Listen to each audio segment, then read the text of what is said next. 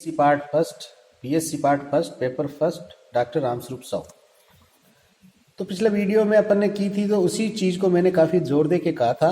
वापस देखो ये लाइन कि केंद्रीय बलों के अंतर्गत कोणीय संवेग संरक्षित रहेगा, चाहे वह गुरुत्वीय प्रकृति का हो या अन्य।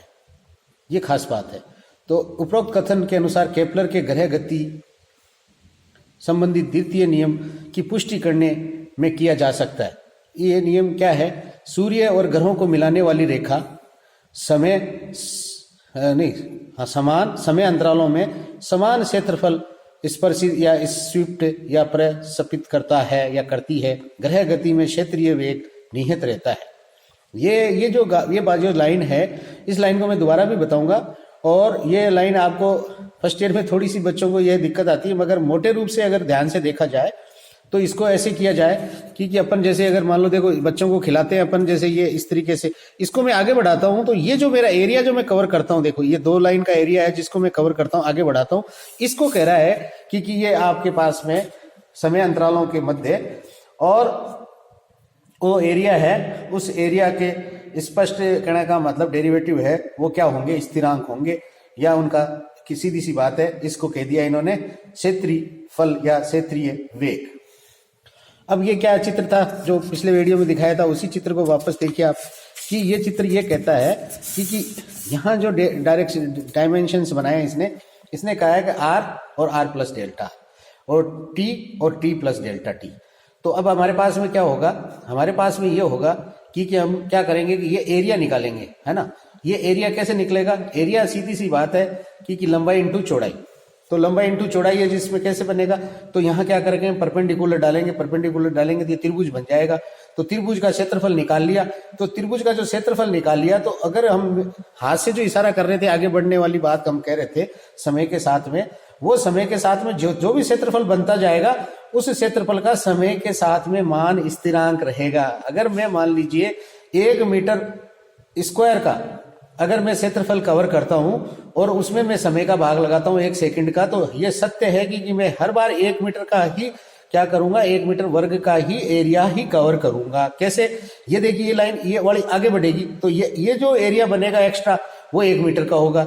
यहाँ हमारे पास में 0 एंगल होगा तो कोई भी एरिया नहीं होगा। बस ये चीज ही खास है जो इसको वर्ड यूज किया, स्वेप या स्पर्शीय या क्षेत्रीय वेग, वो मैंने आपको बताई। अब इसको इसी चीज को समझना है, जो इसने लिखी है उसी चीज को समझना है। तो ये कहता है कि सिद्ध करने के लिए चित्र में दिखाया गए अनुसार किसी क्षण टी पर ग्रह की स्थिति सदिश r व समय t प्लस डेल्टा टी पर सदिश इसका क्या होगा? r प्लस डेल्टा r होगा। अतः डेल्टा टी अंतराल में सदिश है जो क्या करेगा? r या sp के बराबर, अर्थात आर्क, यानी कि हमारे पास में जो sp का जो वेक्टर है, उस वेक्टर द्वारा स्पर्शित क्षेत्रफल यानी कि छाया वाला भाग जो त्रिभुजाकार है। तो s और p है जो कहाँ मिला आपको? यानी कि ये आपके पास में देखिए s और ये p। तो ये कह रहा है कि आपके पास में समय अंतराल में सदिश r, देखो मैंने जो बताई थी वैसे ही आगे बढ़ेगा, द्वारा स्पर्शित क्षेत्रफल क्या होगा? त्रिभुज का ले लिया क्षेत्रफल r क्रॉस डेल्टा r। जितना भी आगे बढ़ा उसको डेल्टा आर कह दिया हमने। तो हमारे पास में डेल्टा आर है जो क्या हुआ? डेल्टा आर है जो उसका मुख्य रूप से जो उसमें वृद्धि है, किसमें वृद्धि है? ये देखिए आप, आर प्लस डेल्टा आर, अर्थात ये जो मेरे पास में जो है ये तो प्लस में, और यहां इसने मल्टीप्लाई किसको किया है? इसने मल्टीप्लाई किया है आर को। और ये देखिए यहां से परपेंडिकुलर डालूंगा, तो यहां से जो परपेंडिकुलर डालूंगा उस परपेंडिकुलर के अंदर जो इसकी हमारे सीधी सी बात यूं कह दीजिए लंब का जो मान होगा वो डेल्टा आर होगा। तो ये आपके पास में लंबाई, आपके पास में जो त्रिभुज के लिए क्या है? लंबाई या आधार इंटू ऊंचाई। अब ये बच्चों को समझ में आ गई। तो ये देखिए आपके पास में delta a by delta t 1/2 r cross del r by del t, अर्थात दोनों तरफ डेल्टा टी से हमने भाग लगाया। तो आपके पास में जो भी फॉर्मूला है उसी फॉर्मूले से सीमांत डेल्टा टी या डिफरेंशियल की जो भी फर्स्ट प्रिंसिपल है उसके अनुसार limit delta t tends to 0 del a by del t is equal to d a by d t. Total अवकलज हो गया। तो टोटल अवकलज को यहाँ लिख दिया और वापस इसको भी टोटल अवकलज में कन्वर्ट करके लिख दिया, तो D R by d T. तो ये कह रहा है D R by d T है जो वेग है किसका? कोई कण है जो अपने फोकस से चलता है, उसके लिए v ग्रह का कक्षा में रेखीय वेग है। रेखीय वेग इसने वर्ड यूज इसलिए किया है क्योंकि ये सिंगल घात का है, इसलिए dA/dt is equal to 1/2 r cross v। r cross v को लिख दिया, तो v को आपने क्या किया, m से मल्टीप्लाई करोगे तो मोमेंटम बन जाएगा, m का भाग लगा दिया। तो ये कह रहा है कि आपके पास में क्या होगा, मोमेंटम गुणा r, यानी मैंने शुरू से ही बात करी थी, हैंडल और संवेग का गुणा क्या कहलाता है, j कहलाता है। संवेग का गुणा और हैंडल r का गुणा j कहलाता है, अर्थात हाफ j/m या j/2m। तो vector dA/dt is equal to vector j/2m। परंतु समीकरण में j एक स्थिरांक है। किसके लिए स्थिरांक है, इसके लिए स्थिरांक है कि जो आप में इस प्रकार की गतियों का जो अध्ययन करते हैं उस गत्यन के लिए यह आपके पास में स्थिरांक है।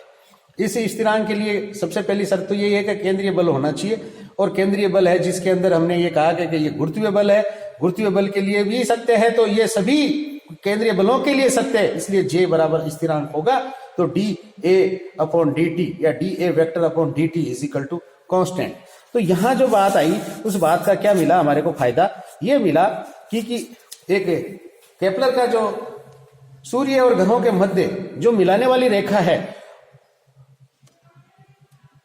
समान समय अंतरालों में समान क्षेत्रफल संप्रेषित करती है, या आपके पास में यूं कह दीजिए स्पर्शित करती है, और ग्रह गति में क्षेत्रीय वेग निहित रहता है। अर्थात इन्होंने जो खास बात है, उल्टा अगर चलेंगे तो हम कहेंगे कि भाई क्षेत्रीय वेग है जो निहित है, बिल्कुल हमें समझ में आ गया। और इसने ये कहा कि स्वीप करता है या प्रतिस्पर्शी या प्रस्पर्शित करता है, तो वो आपको मैंने हाथ वाला एक खिलौने के बच्चों का खेल बताया, उस तरीके से ये बार बार आपका एक एक पार्ट है जो आगे बढ़ेगा, और वो आगे बढ़ने वाला पार्ट है जो एक सीमित मात्रा में, एक कांस्टेंट मात्रा में ही बढ़ सकता है। अदरवाइज ये चीज है जो कहने का मतलब केपलर के नियम में नहीं आती। तो ये द्वितीय नियम केपलर का कहलाता है।